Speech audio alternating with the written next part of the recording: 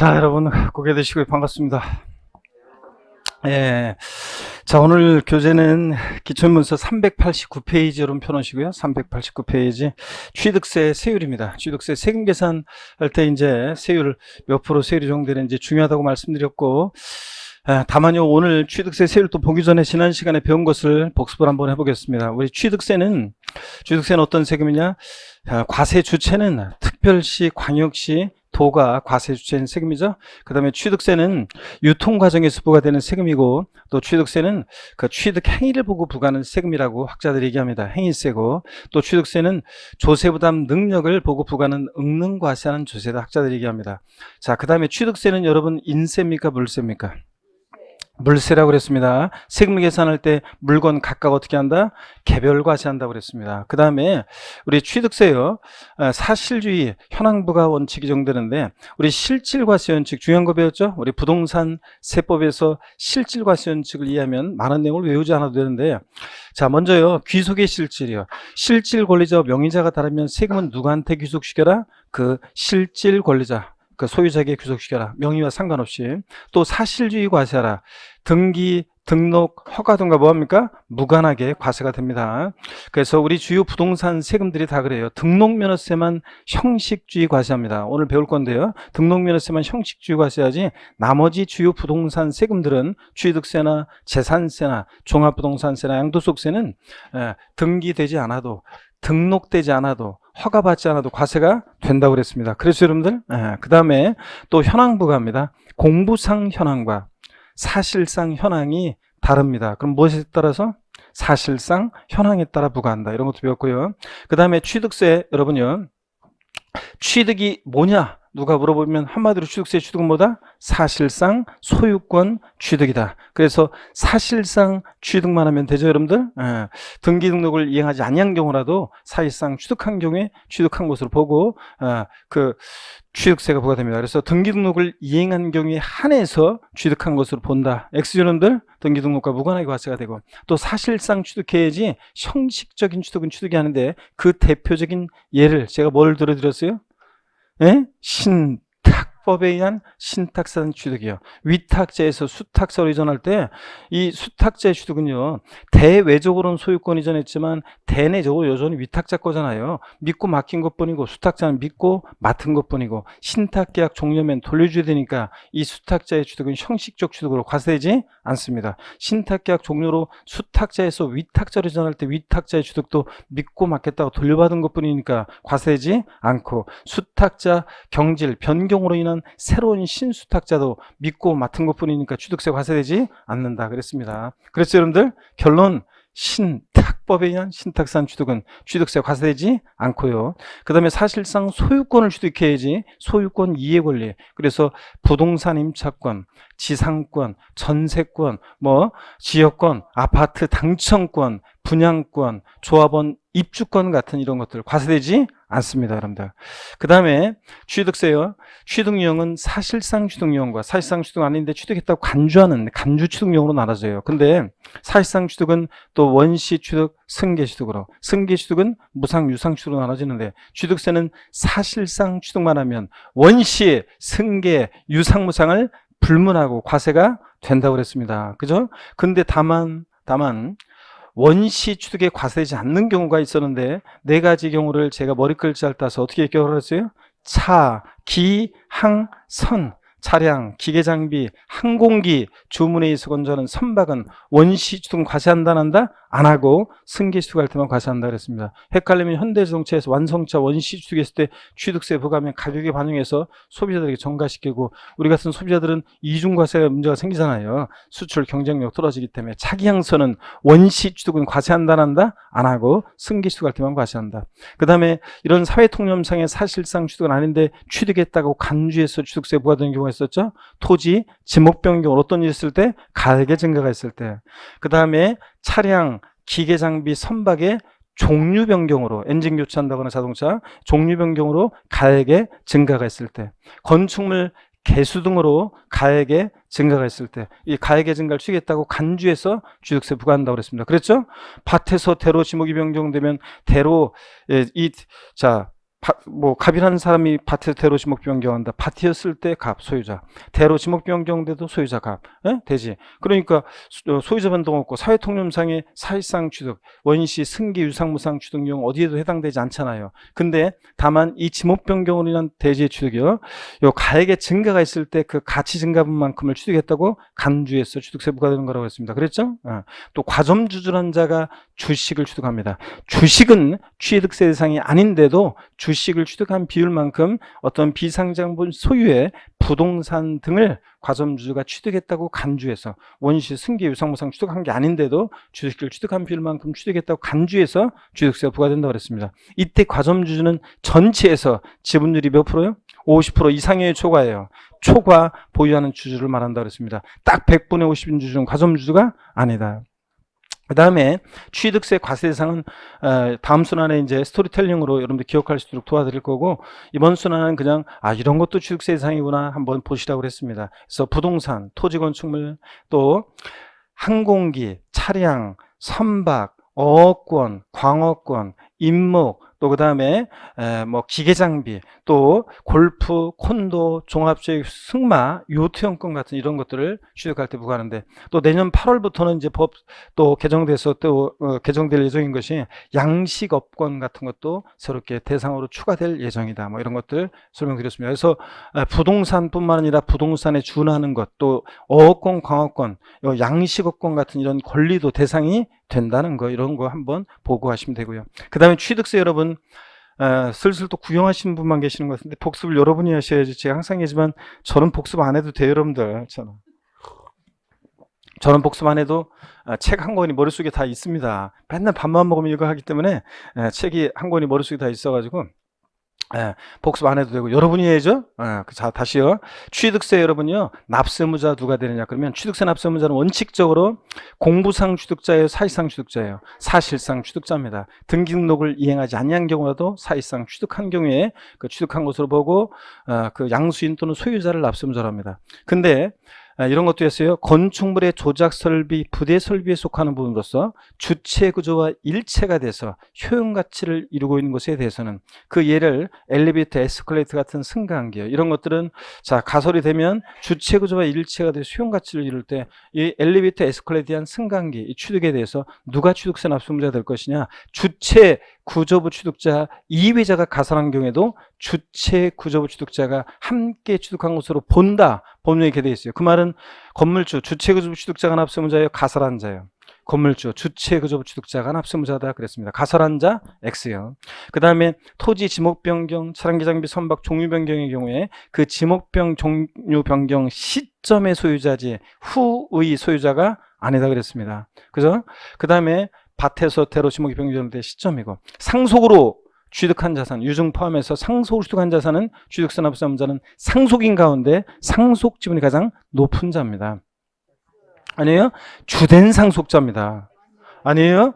그러면 누구예요? 상속인 각자. 대한이, 민국이, 만세. 각자가 납세무자라고 했죠? 상속 취득한 자산. 공동 상속의 경우에 공동 상속인들은 취득세 납부에 대해서 연대 납세무가 있다 없다? 있다고 그랬습니다, 여러분들. 자, 그 다음에 취득세요.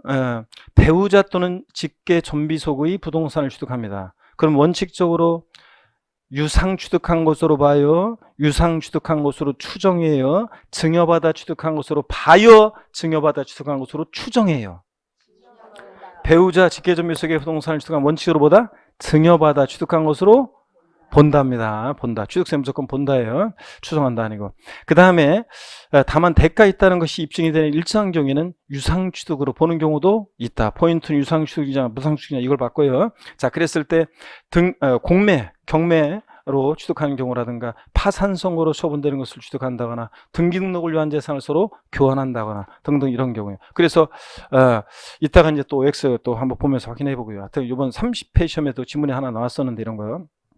등등 하여튼 대가관계 있다는 것이 입증이 되면 유상취득으로 보는 경우도 있다. 배우자 직계존비속의 부동산을 취득하더라도. 취득세 취득시입니다. 매매 같은 유상승계 취득 원칙 언제입니까? 계약상 잔금지기일. 명시가 안 됐다 그러면 계약일로부터 60일 경과하는 날. 국수, 공판, 법 같은 객관적인 취득은 사실상 잔금지급일. 자, 이런 날 이전에 등기를 먼저고요. 등기일이고. 연부취득은 2년 이상의 기간을 걸쳐서 대금지급 방식으로 거래할 때 연부취득은 매매 지급되는 계약상 연부금지급이래요. 사실상 연부금지급이래요. 사실상 연부금지급을 취득시로 한다고 그랬습니다. 그 다음에 취득세요. 증여 같은 무상 취득은 계약일입니다. 증여 낙성 분류식 계약이라고 했죠. 계약일이고 상속은 상속계실, 유증은 유증계실. 근데 하여튼 이런 날들 이전에 등기일이 빠르면 언제다? 등기일입니다. 무조건. 그 다음에 취득세요. 과세표준 공부했습니다. 취득세 과세표준은 취득 가격인데 신고 납부하는 세금이니까 납세무자가 과표 결정해요. 원칙 취득 당시 가액인데 정확히 얘기하면 취득 당시 뭐예요? 신고하는 가액을 과세표준합니다. 납세무자가 나 얼마에 취득했다 신고하는 거예요. 근데 예외적으로 지방세, 과세, 시가 표준액이 과세되는 경우가 있는데 지자체 장은 항상 세금 계산할 때 무엇으로 계산해요? 시가 표준액으로. 자, 그럴 때 어떤 경우냐? 납세무자가 무신고, 신고하지 않거나 또는 납세무자가 신고했는데 신고하는 가액이 시가 표준액보다 적게 신고됐다. 그러면 불성실 신고했으니까 지자청이 항상 무엇으로? 시가표준액 과표 결정하고, 그 다음에 언제나 항상 신고가액, 시가표준액에 관계없이 사실상 취득가액을 과세표준금액으로 하는 경우도 있습니다. 객관적 취득의 경우에는 그런데 어떤 경우에 이렇다? 국수, 공판법, 부의 경우에 그렇다고 그랬습니다. 그죠? 국가 등으로부터 취득하거나 수입에서 취득하거나 공매 경매 방법으로 취득하거나 판결문에서 취득가액이 입증되거나 판결문에서 화해, 인락, 포기, 자백 간주한 경우는 제외합니다. 객관성 없으니까 조정 절차 속에서 난 거니까. 그 다음에 법인 장부로 입증되거나 부동산 거래 신고 등에 관한 법률에서 신고 제출해서 검증받은 이런 취득은 자, 그 사실상 취득가액을 과세합니다. 근데 이거는 유상승계 취득일 때 아싸 국수공판법 부 사실상 취득가액이지 무상으로 취득하면 사실상 취득가액에서 어떻게 한다? 제외합니다. 공짜로 취득하면 사실상 취득가액 빵원되니까. 그죠 여러분들? 자, 그러면 이 복습 시간을 잘 활용하시라고 했습니다. 그래서 지난주에 그 나눠드린 자료 그거 다시 갖고 오셨어야 했는데 내가 지난주에 나눠드린 자료에 보니까 아직 진도는 안 나갔는데 오늘 진도 나가는 부분인데 취득세, 뭐 가산세에 관한 게 납부불성일 가산세가 0.03% 돼 있는 자료가 지난주에 나간 자료는 그렇더라고요. 그래서 오늘 제가 나가는 자료에 이제 이따가 중첩해서 그거 수정해가지고 이렇게 했습니다. 그래서 항상 나눠드린 자료를 복습하시고 그 다음에 저 복습할 때 같이 복습하시거나 이렇게 호흡을 맞춰서 읽어보시거나 이렇게 하라고 그랬습니다. 지금 새삼스럽게 찾지 말고 이따가 찾으면 돼요. 이따가 배우고 하면 돼요. 1번 한번 볼까요, 여러분들? 1번. 자, 보시니까 상속 증여 등을 통한 무상 취득은 취득세가 과세되지 않는다. O, X요. 예? 자, 한번 확인해 보겠습니다. X 여러분들.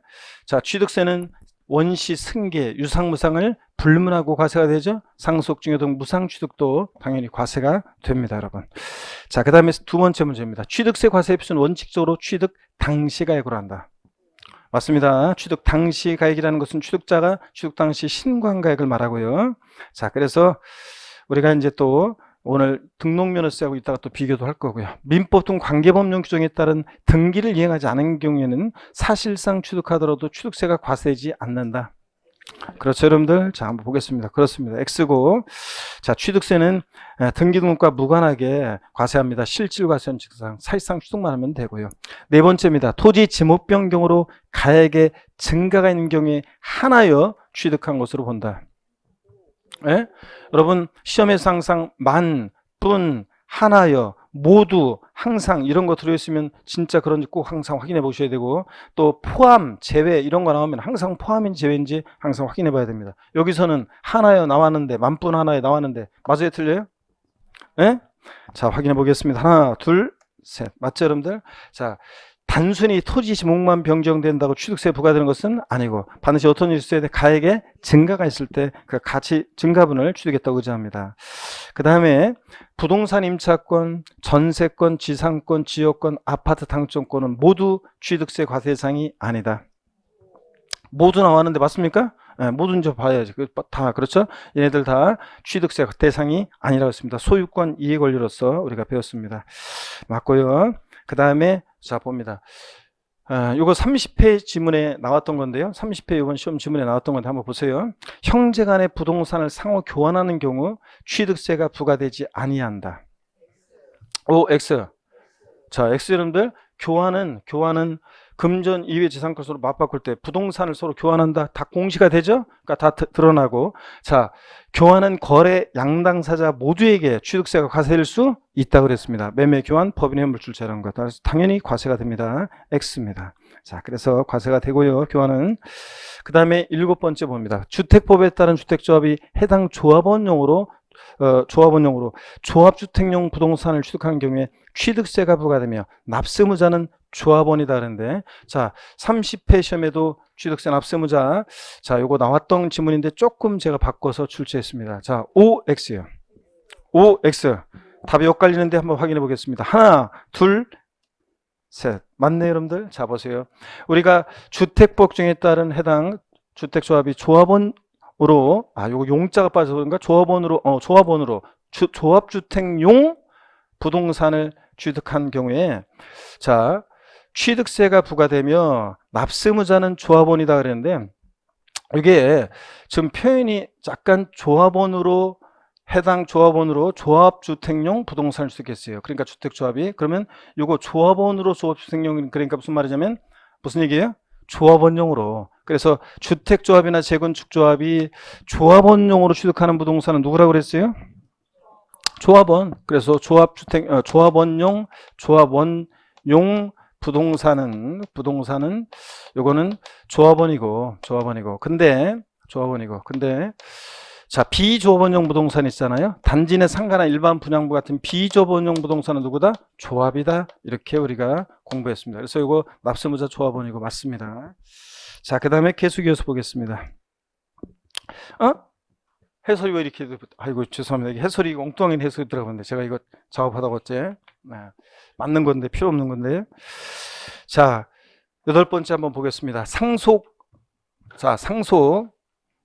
유증 포함해서요. 으로 인해서 취득하는 경우에 주된 상속자가 상속받은 취득 물건은 지분을 취득할 때는 그 지분에 해당한 취득 물건을 취득한 것으로 본다. 이건 아까 했었죠? 제가 OX로. X입니다. 누구라고 그랬습니까, 이거? 상속인 각자라고 그랬습니다. 자, 그 다음에 배우자 또는 직계존비속의 부동산을 취득한 경우에 증여로 취득한 것으로 보며 직계비속이 권리 이전에 등기가 필요한 직계존속의 부동산을 교환한 경우에 무상으로 취득한 것으로 본다. 또 이런 식으로도 시험 문제 나왔었고요. 자, 아까 교환이 30회 시험에도 나왔었는데, 그죠? 자, OX요. X입니다. 교환은 공시가 되니까, 등기 등록을 요하는 부동산을 교환한다 그러면 다 공시가 되니까 대관계가 입증이 되죠. 그래서 배우자 직계존비속의 부동산을 취득하더라도 교환으로 취득하는 경우에는 뭐다? 요거 무상이에요, 유상이에요? 유상으로 취득한 것으로 봅니다. 그래서 X고, 자, 유상으로 취득한 것으로 봅니다. 유상으로. 10번째, 무건축물은 취득세 대상이 아니다. 무건축물은 취득세 대상이 아니다. 실질과세원칙상 요거 당연히 X죠? 무건축물도 당연히 등기, 등록, 허가 등과 무관하게 과세하니까 무건축물도 대상이 됩니다. 대상이 된다. 자, 다시 한번 확인하시고, 취득세는 개인 간 매매로 부동산을 취득하는 경우에 취득 시기는 원칙적으로 사실상 잔금지급이다. OX예요. 자신 거 몇 소, 여러분들? 하나, 둘, 셋. X죠, 여러분들? 자, 언제예요, 여러분들? 언제예요? 개인 간 매매니까 언제입니까? 원칙 계약상 잔금지율이고, 사실상 잔금지율은 국수공판법의 경우에 그런 거고요. 뒤에 문제가 있는 것 같은데 여러분들이 뒤에 안 풀었구나. 괜찮아요. 다 다음에 풀면 되지. 자, 12번째 봅니다. 여기를 보시면서 유상취득의 경우에 잔금지율이 명시되지 아니한 경우에는 등기일이 취득세상 취득시기가 된다. OX요.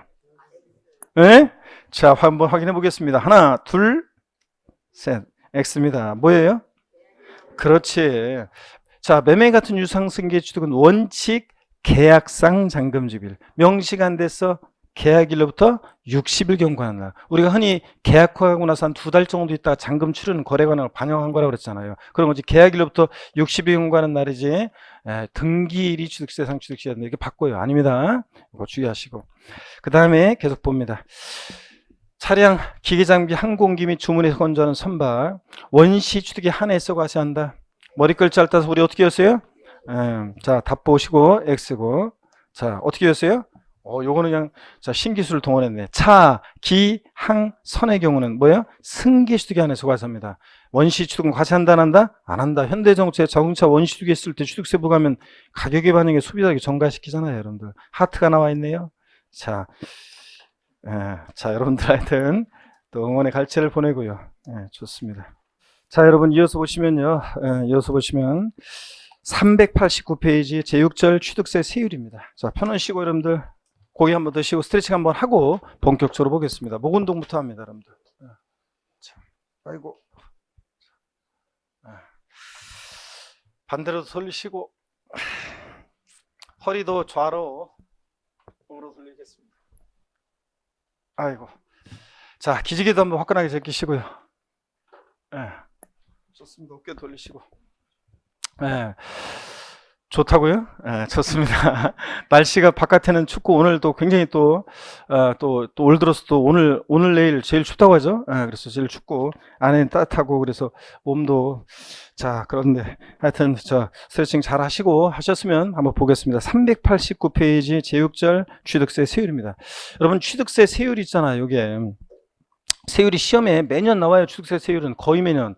그래서 거의 매년 취득세 세율 부분이 문제가 나오는데 29회 시험만 안 나왔어요. 그래서 제가 이번 30회 시험 때 그랬어요. 취득세 세율 작년에 안 나왔기 때문에 올해는 진짜 더 나온다. 무조건 나온다. 이렇게 하고 자, 안 나오면 어떻게 하느냐. 내 손에 장을 지진다. 이런 말은 안 했지만 진짜 나온다. 올해는 무조건 나온다. 그랬는데 30회 시험 취득세 세율 문제 나왔죠. 그래서 우리가 스토리텔링으로 우리가 다음 수나 이제 외우게 되는데 그 외운 것으로 바로 풀 수 있는 문제가 나왔습니다. 그래서 작년에 이제 그래서 30회 시험 이렇게 나왔고요.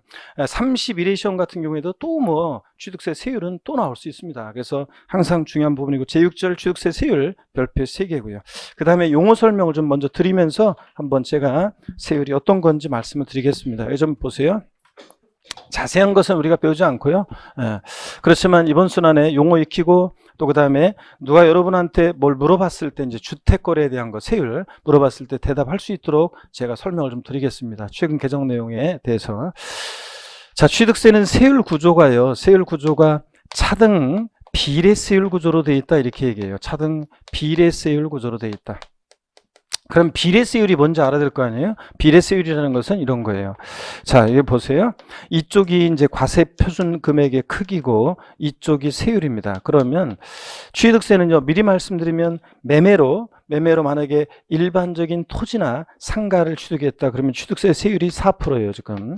그러면 1억짜리를 취득하든 5억짜리를 취득하든 10억짜리를 취득하든 취득세는 세율이 4%를 일정해요. 매매로 일반적인 토지나 건축물을 취득하면요. 자, 그래서 과세표준과 세율의 함수 관계가 비례 관계에 있다 그래서 이럴 때 세율을 우리가 비례세율 이렇게 얘기합니다. 주로 비례세율은요, 취득세와 등록면허세가 이제 비례세율이 정도입니다. 그 다음에 과세표준 금액이 커지면서 세율이 높아지는 거, 이것을 누진세율이라고 하는데, 주로 누진세율은 보세요. 이렇게 과표 커지면서 더 높은 세율을 적용받잖아요. 이렇게 누진세율인데, 누진세율은 주로 재산이나 소득에 부과하는 세금들이 그래요. 재산세, 종합부동산세, 또 양도소득세, 뭐 이렇게 주로 재산이나 소득에 부과하는 세금들이 누진세 구조로 되어 있습니다. 당연하지, 여러분, 당연하지. 자, 1억짜리 주택 갖고 있는 사람하고 10억짜리 주택 갖고 있는 사람하고 세금 똑같이 부과하면 되겠습니까, 여러분? 재산세를? 안 되지. 어떤 분은 된다는 분위기인데, 이거 그 인생 그렇게 살면 안 돼요. 1억짜리 주택 갖고 있는 사람하고 10억짜리 주택 갖고 있는 사람하고 재산세 똑같이 부과하면 안 되잖아요. 그 다음에 연봉 1,000만 원 버는 사람이랑 연봉 1억 버는 사람이랑 세금 똑같이 받으면 돼요? 안 되지. 그래서 자, 이렇게 주로 재산이나 소득에 부과하는 세금들은 누진세율 구조로 되어 있습니다. 과표가 커지면서 더 높은 세율을 좀 받습니다. 자, 그다음에 재산세하고 물론 나중에 또 배우겠지만 재산세하고 양도소득세는 누진세율을 기본으로 하지만 또 비례세율이 적용되는 경우도 있습니다. 자, 그래서 오늘 비례세율이 뭐고 누진세율이 뭔지 요거 말할 뜻을 이해하시면서 또 보세요. 취득세는 비례세율인데 차등 비례세율이래요. 뭐과 뭘 차등하느냐? 취득 원인이요. 유상승계 취득이냐 무상승계 취득이냐 원시 취득이냐 등 취득 원인에 따라 세율이 달라지고요. 또 과세대상 농지를 취득했느냐 농지 아닌 토지를 취득했느냐에 따라 달라지고요. 납세의무자 비영리 사업자가 취득했느냐 비영리 사업자 아닌 자가 취득했느냐 등 이렇게 취득 원인 등에 따라 차등해서 비례세율입니다. 자, 일반적인 토지를 매매로 취득하면 4%인데요. 미리 말씀드리면 만약에 농지를 매매로 취득했다 그러면 미리 말씀드리면 취득세 세율이 3%예요. 1억짜리 농지를 취득하든 5억짜리 농지를 취득하든 10억짜리 농지를 취득하든 세율은 3%를 일정해요. 그래서 비례세예요. 근데 자, 비례세긴 비례세인데 농지를 취득했냐 농지 아닌 토지를 취득했냐에 따라서 차등해서 비례세율이 정됩니다. 그래서 취득세 세율 구조는 차등 비례세율 구조로 되어 있다 이렇게 얘기하고요. 취득세 세율은 크게 3개 덩어리로 되어 있어요. 표준세율. 표준세율이라는 것은 법령에 의해서 통상적으로 적용되는 세율이고요. 법령에 의해서 통상적으로 적용되는 세율인데 지자체장이 다르게 적용할 수 있는 세율을 말하는데 어떤 간에 법령에서 통상적으로 적용되는 표준세율, 그 다음에 중과세율, 취득세 세율을 무겁게 하는 중과세율, 그 다음에 특례세율, 이렇게 해서 3개 덩어리로 되어 있습니다. 자, 그랬을 때요, 표준세율이라는 것은 먼저요, 다양합니다. 이따가 이제 금방 보겠지만 취득 원인 등에 따라서 다양합니다. 원인 등에 따라서 다양해요. 원시 취득이냐 유상 취득이냐 무상 취득이냐 등 다양한데 따라 다양합니다. 이따 이제 볼 거고 나중에 우리가 외우셔야 되고 무조건. 그 다음에 취득세 표준세율이요. 지자체장이 이 표준세율에 50% 범위 내에서 플러스 마이너스 50% 범위 내에서 더하고 빼고 가감 조정할 수 있습니다. 가감할 수 있어요. 그래서 세율을 가감할 수 있다. 탄력적으로 적용할 수 있으니까 탄력세율을 적용할 수 있다 이렇게 얘기합니다. 그러면 취득세요. 통상적으로 표준세율이 4%인데요. 그러면 자, 어느 돈은요, 표준세율의 플러스 50%에서, 자, 최대 취득세 플러스 50%에서 6%, 어느 돈은, 그 다음에 어느 돈은 마이너스 50%에서 최저 2%. 그래서 똑같은 물건을 취득했는데 어느 돈은 6%, 어느 돈은 뭐 2%, 어느 돈은 뭐 4%. 각 시도마다 다르냐? 그렇지는 않습니다. 취득세는 조세 정책 목적상 실제적으로는 탄력세를 정하지 않고 있어요. 그런데 법령에 자, 50% 범위 내에서 가감할 수 있다고 되어 있으니까 우리는 가감할 수 있다 이렇게 알아두시면 되는 거고요. 자, 그러면 취득세 우리 교재를 한번 보겠습니다. 자, 교재를 보시니까 389페이지 제6절 취득세 세율이요. 본문을 제가 한번 볼게요.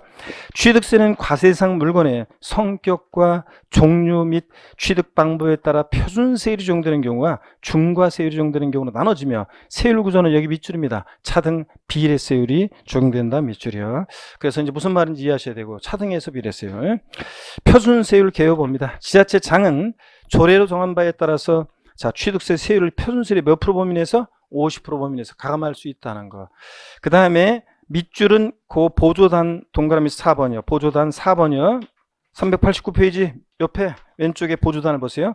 밑줄입니다. 같은 취득 물건이 둘 이상 세율을 당할 때는 그중 어떤 거? 높은 세율을 정한다. 그래서 이게 세율 적용의 일반 원칙인데 같은 취득 물건이 2개 이상의 세율에 해당한다. 그중 어떤 거? 높은 세율을 정합니다. 자, 뻔히 시험에 이거 몇 번 나왔는데 바꿨다. 뭘 바꿨겠어요? 낮은 세율 적용한다 이렇게 바꿨겠지. 그래서 높은 세율 적용합니다. 이렇게 해서 2번 나왔고요. 그 다음에 390페이지 갑니다. 부동산 취득의 세율입니다. 자, 391페이지를 보니까 취득 원인 등에 따라서 취득세 표준세율이 쫙 나와 있는데 이걸 여러분들이 이제 무조건 외우시고 자유자재로 적용할 수 있어야 됩니다. 그래서 외우셔야 되는데 걱정할 필요 없어요. 제가 이제 다음 순환에 스토리텔링으로 알려드리고 계속 이제 반복해서 물어봅니다. 그래서 30회 시험에서도 다음 중 취득세 표준세율이 가장 높은 거 골라라, 높은 세율이 적용되는 거 골라라고 나왔었는데 저한테 배운 분들은 예고 들었다시피 상산팔, 무동리 815, U10, 20, 원팔, 03시계 이것만 외우고 있으면 풀 수 있는 문제였습니다. 자, 390페이지 보시니까요. 그건 1번 유상승계 취득입니다. 그 옆에다가 써놓으셔야죠. 유상승계 취득이 어떤 건지 그 예를 좀 적어놓으세요. 유상승계 취득 옆에다가 매매, 교환, 그 다음에 공매, 경매요. 시험에서는 유상승계 취득했을 때 자, 이렇게 세율을 물어보기도 하지만 농지를 교환으로 취득했을 때 취득세 표준세율은 뭐 이런 식으로. 그래서 매매로 취득했다, 교환으로 취득했다, 공매나 경매로 취득했다 이렇게 물어보기도 합니다. 그래서 유상승계취득, 예로 매매, 교환, 공매, 경매로 인한 취득의 경우 유상승계취득입니다. 예를 적어 놓으시고, 자, 농지를 매매나 교환 등으로 유상취득합니다. 그러면 1천분의 30, 3%입니다. 우리가 외울 때, 공부할 때는 백분율로 해서 외워요. 3%, 4%, 2.8% 이렇게. 근데 시험은 천분율 단위로 나옵니다. 1천분의 30, 1천분의 40, 1천분의 28 이렇게. 예? 자, 근데 공부할 때는 천분율 단위로 하지 않고 백분율로 합니다. 자, 농지 1천분의 30 몇 프로요? 3%요. 자, 그 다음에 일단 아래를 보니까 동그라미 2번 상속으로 인한 취득 위에 디귿번이 나오죠. 표 아래 동그라미 디귿번 농지주택 외의 것은 1천분의 40 몇 프로요? 4%. 그러니까 일반적으로 상가나 토지를 매매, 교환 등으로 유상 취득하면 취득세 표준세율은 몇 프로다? 4%입니다. 자, 농지는 3%고, 근데 거기 가운데 이제 주택을 유상거래로 취득했을 때 주택 거래 활성화를 위해서요, 유상거래로 인한 주택 취득 시 취득세 세율입니다. 요거 주택을 상속받았을 때, 증여받았을 때 안 돼요. 주택을 유상거래로 취득했을 때고, 또 거래 과정에서 취득했어야지 주택을 증여받고 신축했을 때는 해당 사항이 아니에요. 그래서 주택 유상거래로 인한 취득 시 주택은 여기 보세요. 잠깐만. 예. 자, 유상거래라는 것은 주택을 유상거래로 주택을 취득했을 때 그랬을 때 영구인하세율이 적용돼요. 그래서 주택을 유상거래로요. 그래서 무상으로 상속이나 증여 등으로 취득했을 때는 아니에요.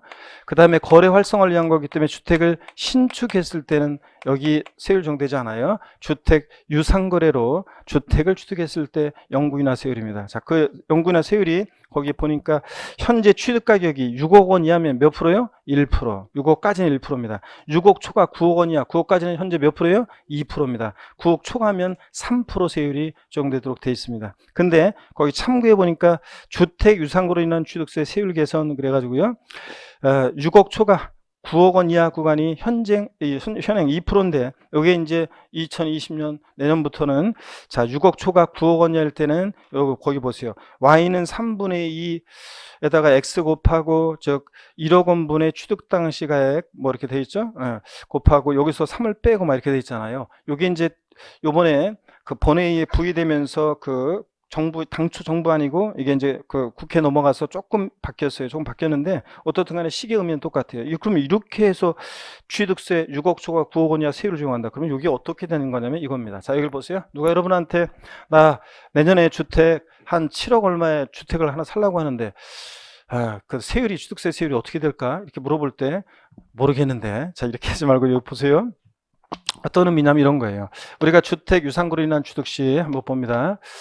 6억 원 이하는 6억까지는 1%라고 그랬습니다. 근데 자, 6억 원 초과 그 다음에 이 9억 원 이하, 요 구간은 왜 이렇게 복잡한 이거로 이렇게 지금 돼 있냐면 이겁니다. 왜 이렇게 복잡하게 돼 있냐? 사람들이 있잖아요.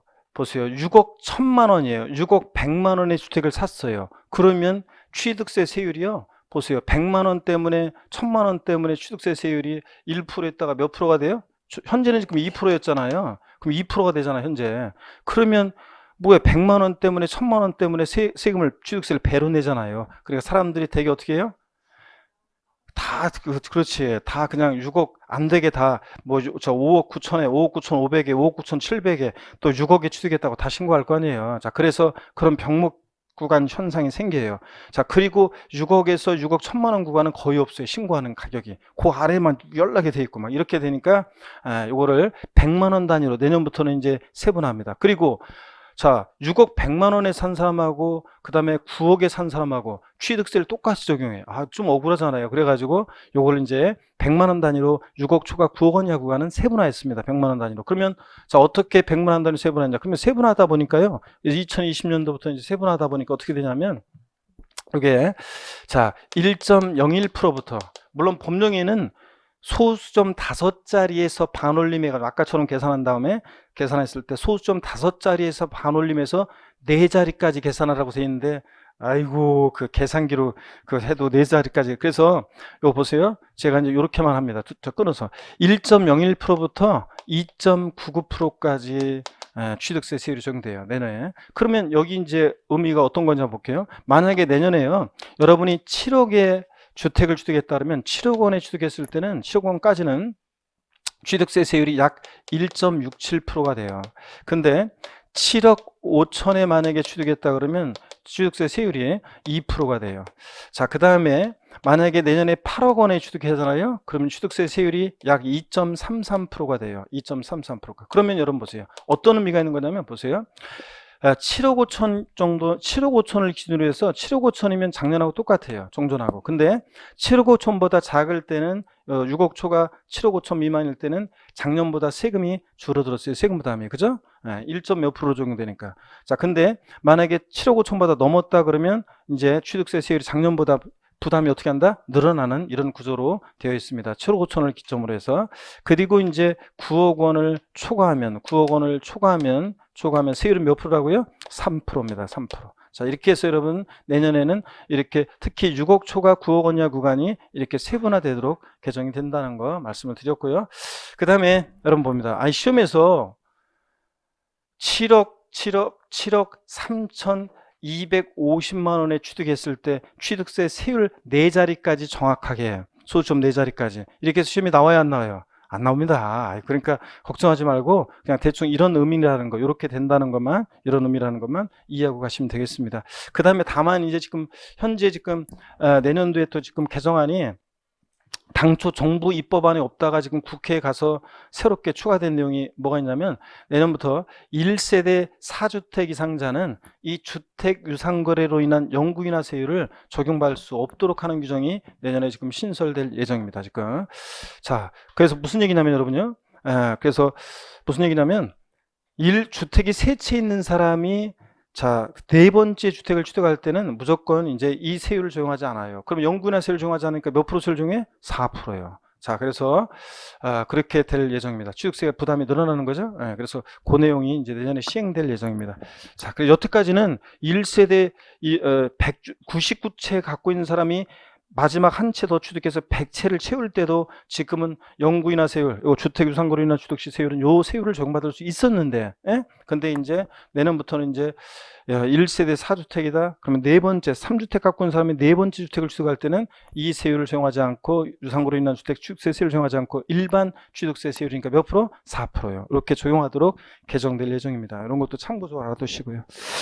자, 근데 물론 이제 이게 유예 기간이 있어가지고 만약에 지금 시행일 전 3개월 내 시행일 전에 만약에 매매 계약을 체결했다. 올해 지금 계약을 체결한 사람들은 내년에 만약에 잔금 치르게 된다. 자, 그렇게 되면 등기하게 된다. 그럴 때는 이 3개월까지 내년 3개월까지는 시행되고 나서 3개월까지는 요 6억 초과 9억 원 이하 요거 적용하지 않고 무조건 2%예요. 무조건 2%. 요거 규정을 적용하도록 그런 것도 있습니다.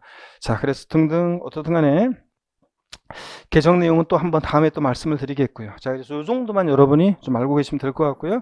그 다음에 나머지 이제 취득세, 취득 원인 등에 따른 세율은 나중에 여러분들 우리가 다 외울 수 있도록 도와드립니다. 다음 순간에. 또 일단 넘어갑니다.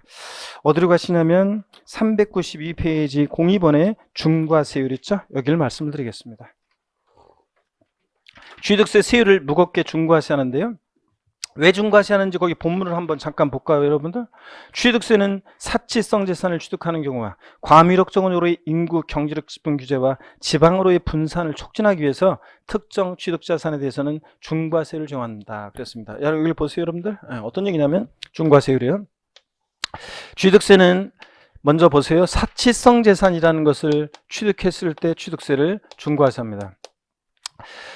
왜 중과세하느냐? 사치성 재산을 취득했을 때는 검소한 생활 기풍을 진작시키고 국민들의 어쩌고 하여튼 꼭 대한뉴스 분위기예요. 어떻든 간에 국민들의 검소한 생활 기풍을 진작시키고 사치 풍조를 억제하고 그래서 국민 경제 건전한 발전을 도모하고 그러기 위해서 하여튼 사치성 재산이라는 것을 취득했을 때는 중과세를 합니다.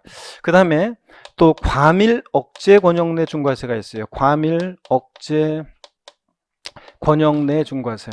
이 과밀옥적 내 중과세는요, 어떤 거냐면, 우리 대한민국에 있어서 서울, 인천, 경기도, 이 수도권은요, 서울, 인천, 경기도 수도권의 인구와 경제력 대부분이 다 여기 몰려있죠. 절반 이상이 여기다 몰려있잖아요. 그런데 이 수도권 중에서도 서울하고 그 주변 도시들 있잖아요. 이런 데는 과밀옥정원역이라고 하는데, 과밀옥정원역, 그 다음에 수도권을 성장관리권역, 자연보존권으로 나눌 때, 과밀옥정원역은 서울과 그 주변 도시들은 이 서울, 인천, 경기도 수도권 중에서도 인구와 경제력이 더욱더 고도로 집중되어 있잖아요. 이런 데서 공장이 새롭게 지어지거나 늘어나거나 본점용 주사무성 빌딩이 지어지거나 늘어나면 인구 집중, 경제 집중인데 더욱더 심화될 거 아니에요. 그래서 자, 중과세를 합니다. 또 대도시 내 중과세라고 있어요. 대도시 내 중과세. 여기서 말하는 대도시는 큰 도시가 아니에요. 그래서 어떤 분은 이걸 강의하시면서 대도시 내 그러면서 인구 몇만 이상의 뭐 큰 도시를 얘기한다 뭐 이렇게 얘기하는데, 아니에요. 여기서 말하는 대도시는 수도권 정비기법에 의한 과밀옥저원역을 말합니다. 자, 근데 왜 용어를 달렸냐고요? 과밀옥저원역을 하지 않고? 그럴 만한 이유가 있어요. 그 이유는 취득세, 등록세가 2010년도까지 있었고 2011년도부터 취득세와 등록세가 통합되면서 나온 얘기예요. 그래서 이 배경적인 것들, 왜 이렇게 됐는지 이런 것들은 우리가 나중에 다 여러분들이 알게 됩니다. 제가 알려드릴 거예요. 지금은 신경 쓰지 마시고요. 그냥 이렇게 보시고. 먼저요. 그래서 취득세 중과세는 크게 세 개 덩어리예요. 사치성 재산에 대한 중과세, 과밀옥적 운영된 중과세, 대도시 내 중과세, 이렇게 크게 세 개 덩어리입니다. 그럴 때 사치성 재산을 한번 보겠습니다. 어떤 게 사치성 재산이냐? 몇 프로 세율이 정되느냐는 오늘 여러분들이 모르셔도 되고요. 자, 근데 사치성 재산이 어떤 거냐는 알아야 돼요. 뒤에 다른 세금과도 관계가 되기 때문에. 자, 어떤 게 사치성 재산인지 소개해 드립니다. 여러분 보세요. 별장이요. 별장이라는 것은 사치성 재산인데요. 자, 별장은 주택이에요. 주택인 주택인데 상시 주거용에 사용하지 아니하고 휴양, 피서, 놀이, 위락 등의 용도로 사용되어지는 주거용 건축물과 부속토지를 말합니다. 여러분, 우리가 별장 그러면 떠오르는 이미지가 있습니다. 경치 좋은 산간, 해변, 휴양지에 멋진 집이 딱 떠오르잖아요. 근데 꼭 그런 것만 별장이냐? 아니에요. 자, 서울 강남구 역삼동에 있는 주거용 오피스텔인데 가끔씩 누구를 은밀히 만날 때만 이용해요. 그럼 뭐가 된다? 별장이 됩니다. 그 다음에 미국에 사는 재미 동포가요, 한국에 들어올 때 인천 송도 신도시 아파트 하나 사놓고요, 한국에 들어올 때 한두 달 거기서 머물다가 갑니다. 베이스 캠프처럼 그냥 잠깐씩. 자, 그러면 그 송도에 있는 아파트도 뭐가 된다? 별장이 됩니다. 그래서 별장과 일반 주택의 구별 기준은 어디 있느냐로 구별하는 것이 아니라 상시 주거용에 사용하느냐 안 하느냐로 구별합니다. 상시 주거용에 사용하지 않는 주택이 뭐예요? 별장입니다. 그 다음에 고급 오락장이요. 고급 오락장이 있는데요. 고급 오락장이 뭔지는 나중에 기본서 나오면 조그만 글씨로 엄청나게 빽하게 고급 오락장이 설명이 되어 있는데 자세한 거 필요 없고요. 짐작만 하면 돼요. 룸사롱, 단란주점, 카지노, 빠진구, 슬롯머신 없어, 캬바레, 나이트 뭐 이런 것들을 우리가 고불악장이라고 합니다. 아, 그렇구나. 대충 이렇게 짐작하시면 되고요. 골프장이요. 자, 골프장도 사치성재산인데 회원제로 운영되는 회원제로 운영되는 골프장이 사치성 재산이고요. 간이 골프장이라든가 대중 퍼블릭 골프장은 사치성 재산이 아닙니다. 그 다음에 또 고급 선박이 있습니다. 고급 선박. 고급 선박이라는 것은 어떤 거냐면 비업무용 자가용 선박으로서, 비업무용 자가용 선박, 그러니까 영업용 선박이나 연구용 학술용 선박은 제외되고 비업무용 자가용 선박으로서 시가표준액 3억 원을 초과하는 비업무용 자가용 선박을 말합니다. 또 고급주택이라는 게 사치성 재산입니다. 고급주택의 요건이 복잡하게 있어요. 근데 고급주택의 요건보다 더 중요한 것은요, 이 일정한 요건을 갖춘 고급주택은 취득할 때 취득세만 중과세예요. 취득세만 중과세지 다른 세목에서 고급주택이라고 그래가지고 일반 주택보다 달리 취급하면 무조건 틀립니다. 자, 고급주택은 어디서만 중과세 한다고요? 취득세만 중과세입니다. 다른 세금은 고급주택은 일반 주택과 똑같습니다. 자, 근데요, 우리 이제 보다 보면 별장부터 해가지고요, 별장부터 해서 고급 선박까지를 사치성 재산으로 고율의 세율이 적용되는 세금이 있는데 재산세가 그래요. 재산세에서는 별장, 고골프장, 고락장, 고급선박을 살성산이라고 합니다. 근데 자, 다섯 가지를 전부 다 자, 사치성 재산으로 중과세는 세금이 있는데 어떤 게 그렇다? 취득세가 그렇습니다. 취득세는 다섯 가지가 다 사치성 재산입니다. 자, 그러면 사치성 재산, 어떤 분은 별꼴 어떻게 하면서 머리글 짧다서 외우기도 하는데 그럴 필요 없고 이제 보다 보면 사치성 재산 이거 다섯 가지 다 알게 됩니다. 자, 어떤 거냐고? 사치성 재산, 별장, 고고락장, 골프장, 고급선박, 고급주택입니다. 다섯 가지 상식처럼 알고 계셔야 되고요. 근데 중요한 세금 하나가 빠졌네요. 취득세하고 재산세는 이렇게 얘네들 사치성산이라고 하는데 어떤 게 빠졌냐면요. 등록면허세 있잖아요, 여러분. 등록면허세라는 세금은 이런 사치성 재산에 대한 중과세 규정이 없어요. 사치성 재산에 대한. 그래서 등록면허세 문제에서 별장, 고불학장 이런 거 등록할 때 중과세한다? 무조건 틀립니다. 자, 그래서 등록면허세는 사치성 재산에 대한 애초에 중과세 규정이 없다는 거. 근데 시험에서는 다섯 가지 사치성 재산에다가 슬쩍 집어넣고 헷갈리게 하는 것이 있어요. 헷갈리게 하는 게 있는데 이쪽에다 좀 적어드릴까요? 이거 혹시 참고하실 분들 계셔서. 자, 이거 보세요. 사치성 재산 아닌 게 있어요. 근데 사치성산이라고 슬쩍 저기다 집어넣고 속이는 게 있어요. 어떤 게냐면 여기 보세요, 여러분들. 사치성산 아닌 것들. 먼저요. 별장, 고급을학장, 골프장이지 골프 연습장은 시설물로서 취득세 대상이지만 사치성산은 아닙니다. 골프 회원권도 취득세 대상이지만 사치성 재산이 아닙니다. 그 다음에 고급 선박이 사치성 재산이지 고급 승용차라든가 고급 승용차나 그 다음에 고급 항공기 같은 이런 것들은 사치성 재산이 아닙니다. 고급 선박이지. 자, 그래서 사치성산이 아닌데 저희 다섯 가지에다가 슬쩍 집어넣고 속이는 것들입니다. 별장, 고불학장, 골프 연습장의 경우 뭐 표준세율의 몇 배로 중과세한다 땡입니다. 자, 이렇게 그래서 요거 사치성산 아닌 것도 헷갈리는 것도 비교해 둡니다. 그럼 교재를 한번 보겠습니다, 여러분들. 교재를 보시니까요. 중과세율 본문을 받고 어떤 경우에 취득세를 중과세하느냐? 사치성 재산에 대한 중과세입니다. 별장, 고급학장, 골프장, 고급선박, 고급택 등 사치성산을 취득할 때 중과세하는데 그 세율 있잖아요. 표준세율 플러스 중과기준세율의 4배 이렇게 돼 있어요. 아니 그냥 10%, 12% 이런 식으로 해놓지 왜 이렇게 복잡한 말이 나와 있냐고요? 그것을 이제 취등록세 통합에 따라 복잡하게 이렇게 된 건데 그 배경적인 것은 나중에 여러분들이 이해할 수 있게 제가 도와드리고요. 지금은 세율 전혀 신경 쓰지 마시고 어떤 게 사치성 재산이냐만 아시면 되겠습니다. 취득세에서 중과세하는 사치성 재산이 어떤 거냐 아셨죠? 이런 것에 대해서 취득세를 중과세한다더라 이렇게. 과밀옥정내 중과세 보겠습니다. 이것도 동그라미 1번 과밀옥정역에서 본점이나 주사무소 사업용 부동산을 취득할 때, 또 동그라미 2번 과밀옥정원역 산업단 유치적 공업적은 공장 질환 되니까 제외하고 에서 공장을 신설 증설하기 위해서 사업용 가스 물건을 취득할 때 중과세합니다.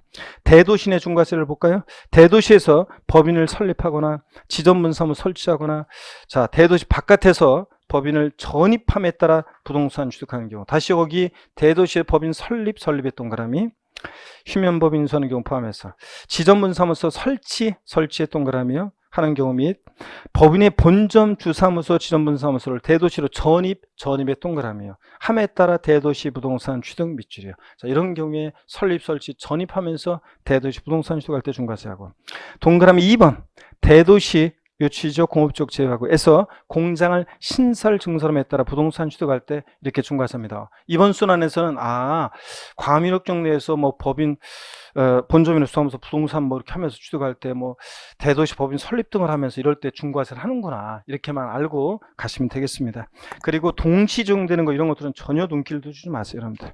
393페이지 취득세 우리가 이제 표준세율, 중과세율, 특례세율에서 세율 특례세율인데 세 번째로 요거는 이제 요거야말로 이제 취득세, 등록세, 등록면허세까지 배우고 배경적인 것들을 이해하고 그 다음에 여러분들이 민법이나 공시법적인 지식들이 좀 더 되어 있고 용어들을 익히고 오고 자 그랬을 때 제가 여기에 요 내용을 해야지 여러분들이 편안하게 받아들일 수 있습니다. 그래서 지금 하면 이해가 안 되고 머리만 아프고 그냥 무조건 외우기만 되고 그래요. 그래서 이런 것들은 세율 특례는 나중에 공부가 됐을 때 다 알려드립니다, 여러분들.